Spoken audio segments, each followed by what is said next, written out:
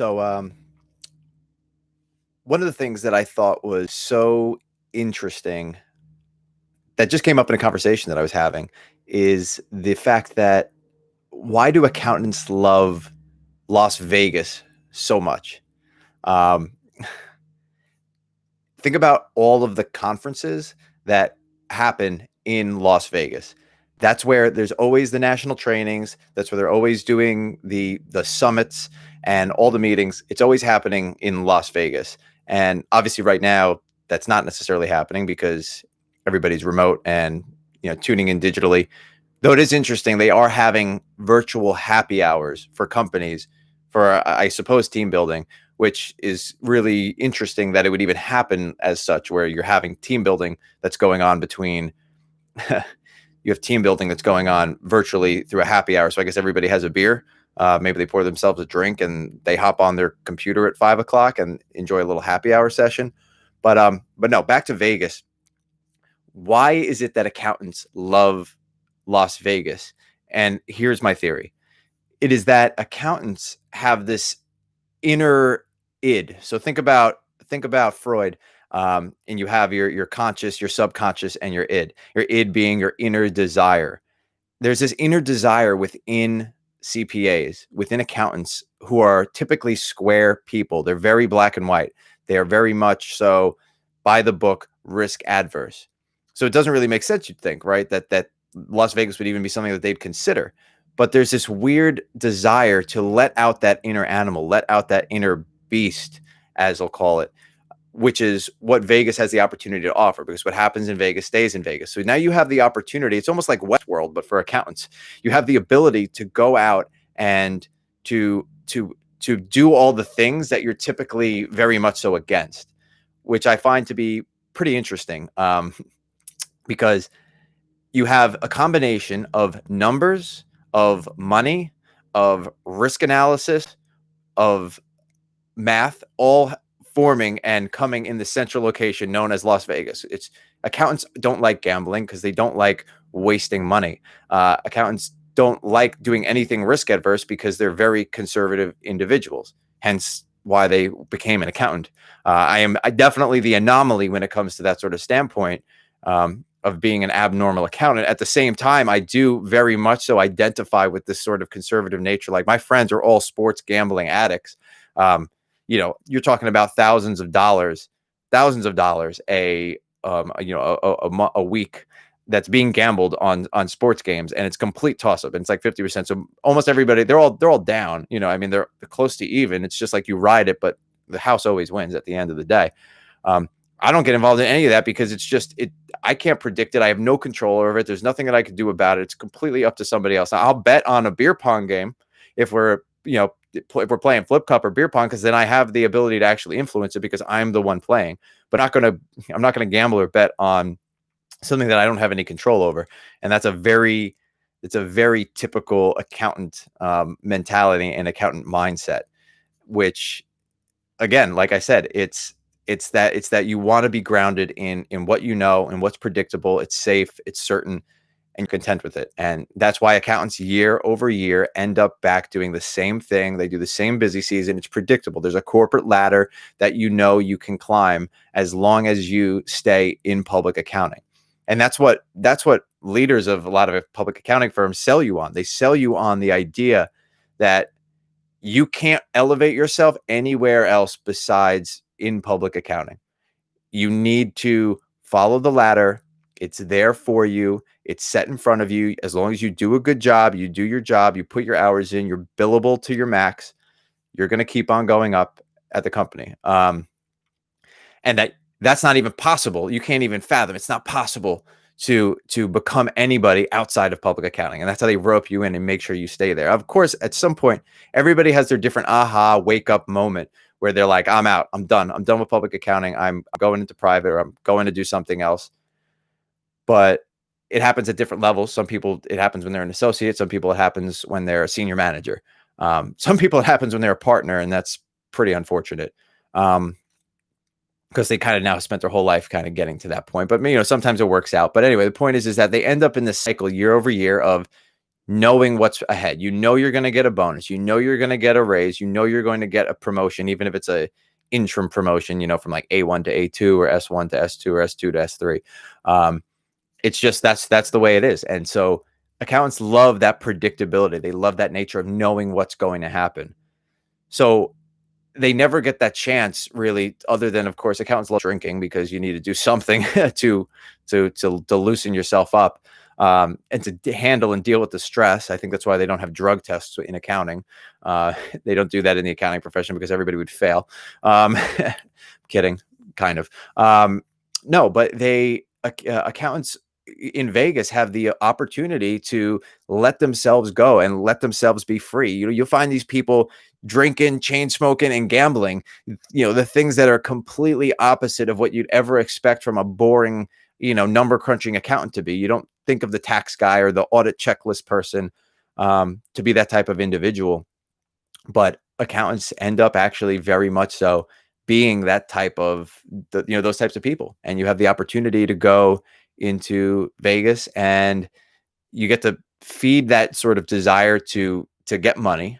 Of course, well, the opportunity to get money. You don't necessarily always, or rarely ever, get money, I should say, when you go to Vegas or try to do something like that. There's a reason I haven't gone to Vegas. I don't want to go there because it would be too intimidating. It's too much too uncomfortable, I would say, for myself and my personality. But for accounts, and that's because I'm also more risky in other areas and more creative and well-rounded in areas outside. But for an accountant that spends 51 weeks a year being that conservative person, other than Friday at happy hour when they blow $200 on drinks because they've just been miserable all week, and now they're like, fuck it, I'm gonna pay whatever it costs. They have round shots for everybody. I'm trying to get wasted.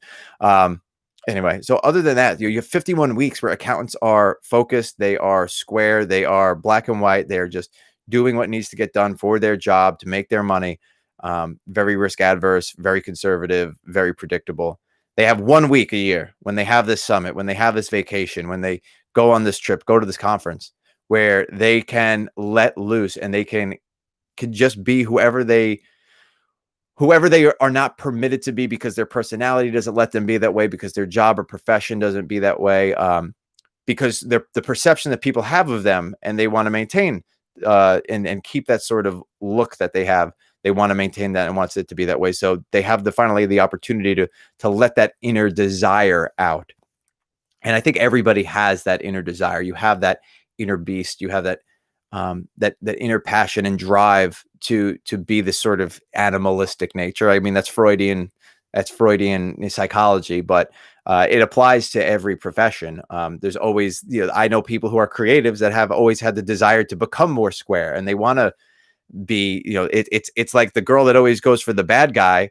Sometimes she wants actually the nice guy. She wants the good guy because it's a change of pace. And the girl that always goes for the nice guy sometimes wants the bad guy because she wants that change of pace and that different excitement. And it works both ways, interestingly enough.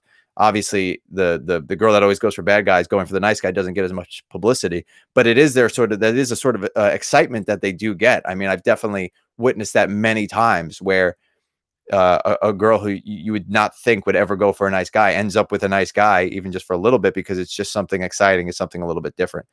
And it's the same thing for accountants and same thing for CPAs.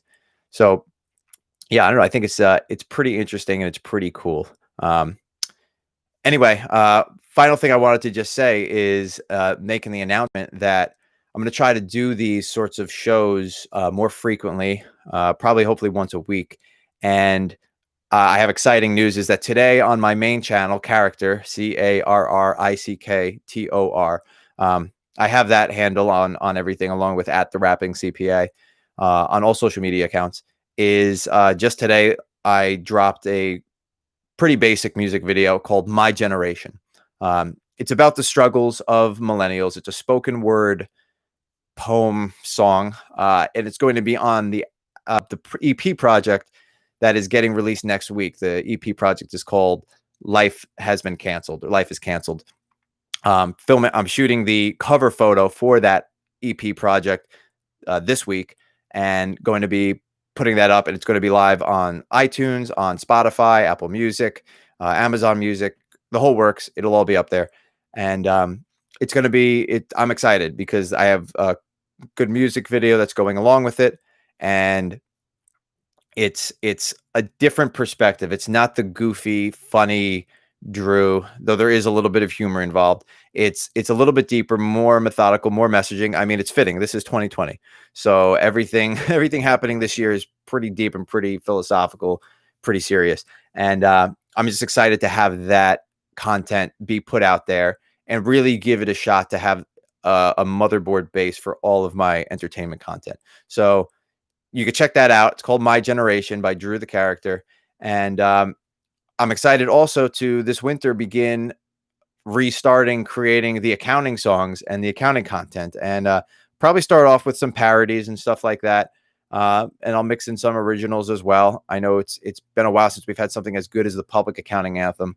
Though I think Ghost Tick Killer, just because I didn't have a music video is probably why it didn't get as much clout as I think it deserved, because I think it's a pretty darn catchy song.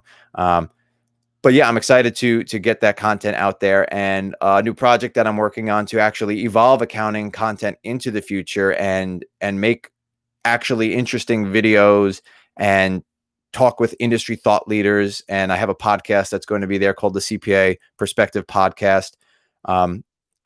I'll be announcing that brand in the upcoming weeks, and it's going to be exciting because right now it's boring. Accounting content is boring. That's why I started making raps, because I needed to do something to make these training sessions go by faster. So I started making lyrics, and I'm not reading articles. I'll be honest with you. Like, I'm not reading any of these magazines. They send it to me every month. Like, I'll look at like the title. Maybe there's one article I see interesting and I'll go take a look at it. But for the most part, I'm not going on any of these websites and reading any articles either. So, yeah, if we can create a content that's actually interesting, that people want to actually pay attention to, then that's a win. And I'm hoping everybody else appreciates that, attempt to just bring the profession forward, because right now it's just kind of bleh. So yeah, so keep a lookout for my album, project, EP, whatever you want to call it, that's dropping next week, along with the music video next Wednesday. Today, My Generation music video came out, spoken word, very deep, deep meaning, and enjoy that. And I'm excited to just be back and creating all the different content. I'm learning a lot, of course, with quarantine and being remote, learning a lot about applications that can be used for podcasting, for creating shows, making new channels. I have a few different projects that I'm working on, whether it's a new band or a music duo project that I'm working on, where we're planning to release an EP next summer. I have a media brand company, which is, it's going to be like sort of alternative Barstool. I believe there's room for more than one. It doesn't need to only be Barstool. So we're working on building that media branding, that company. And again, just learning the systems, learning the software, the different applications, getting better technology, becoming more efficient. Obviously, you can see I have a solid mic here. Well, it's kind of covered because I have a mask that's covering it to create a better sound encapsulating barrier. But everything is getting better. It's improving. The connections are coming through. And I'm excited to see what type of content, we'll really be able to get put out. So with that, it's Petty Cash, the Rapping CPA, Drew Carrick.